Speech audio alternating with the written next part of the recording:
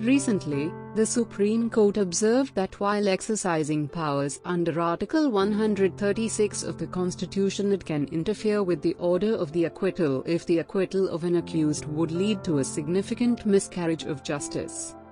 The bench, comprising Justices Suryakant and K.V. Vishwanathan, while reversing the acquittal of the respondent/accused to conviction, stated that though under Article 136 of the Constitution, the Supreme Court does not routinely interfere with an order of acquittal except when the prosecution's case proves the guilt of the accused beyond a reasonable doubt.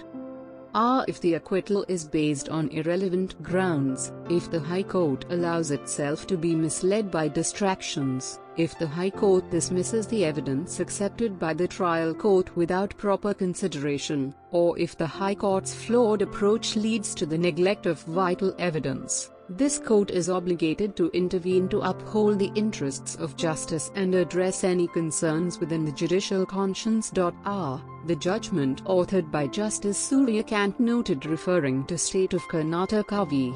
J. Jayalalitha.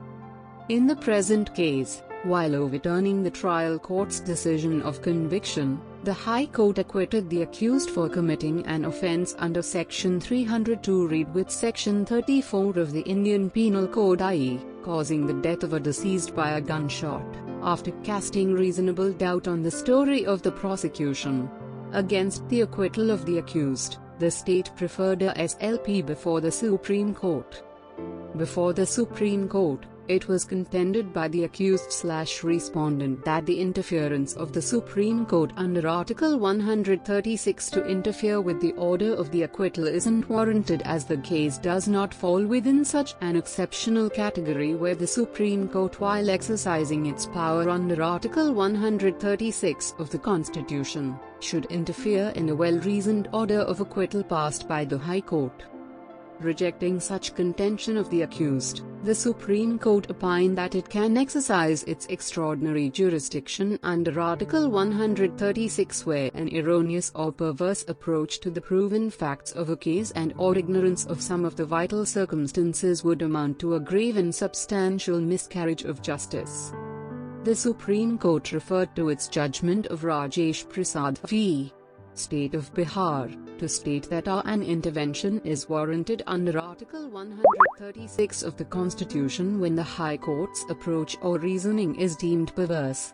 This occurs when the High Court, based on suspicion and surmises, rejects evidence, or when the acquittal is primarily rooted in an exaggerated adherence to the rule of giving the benefit of doubt in favor of the accused.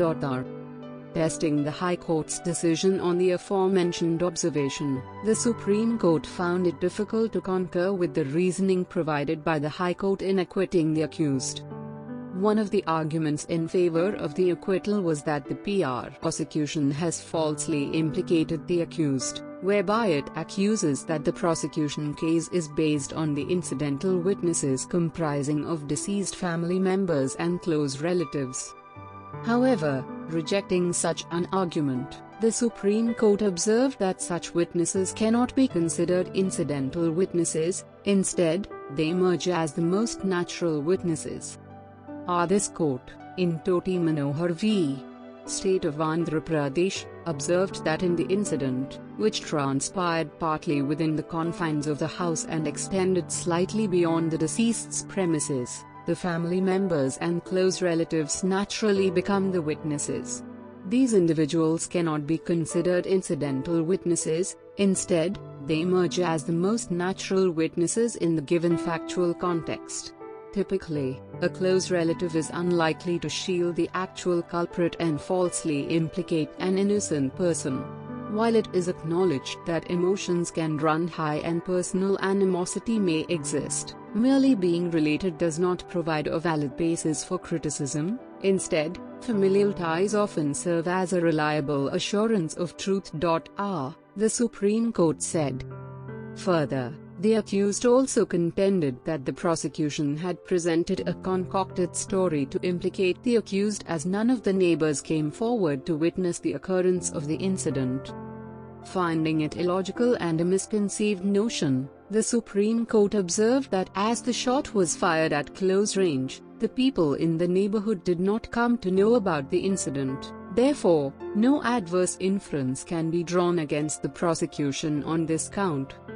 We are, therefore, of the considered opinion that the reasons assigned by the High Court while granting acquittal to Gurpreet Singh are totally perverse and as a result of misreading of the evidence on record. In this view of the matter, sustaining the acquittal of Gurpreet Singh would amount to a travesty of justice and it, thus, warrants interference by this court in the exercise of its jurisdiction, which we invoke sparingly. Consequently, the order of acquittal passed by the High Court qua Gurpreet Singh cannot be sustained and is set aside, the Supreme Court observed.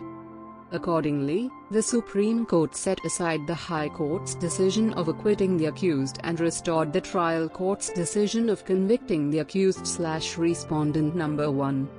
Citation: 2024 Live Law, SC. 218.